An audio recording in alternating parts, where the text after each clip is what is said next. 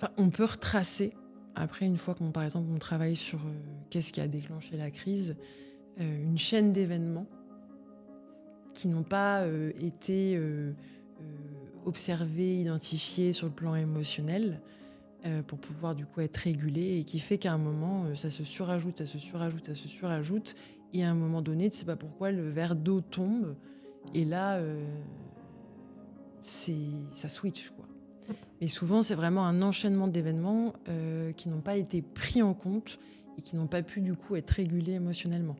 Plus s'ajoutent à ça des facteurs aussi de vulnérabilité émotionnelle, le sommeil, la nourriture, est-ce que j'ai pris ou pas pris mes traitements, l'environnement stressant, le temps, enfin tout ce qui peut venir s'ajouter.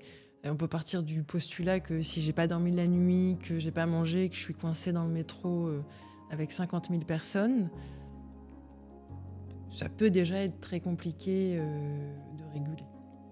Donc oui, si j'arrive au taf et que ma machine à café ne fonctionne plus, petite dédicace de vendredi, la machine à café, ça peut être compliqué. Ça peut être compliqué. Donc c'est souvent un enchaînement d'événements qui n'ont pas été pris en compte. Du coup, en thérapie comportementale, dialectique, d'ailleurs, il y a une compétence qui est très aidante pour repérer un petit peu tous ces déclencheurs, c'est ce qu'on appelle l'analyse en chaîne.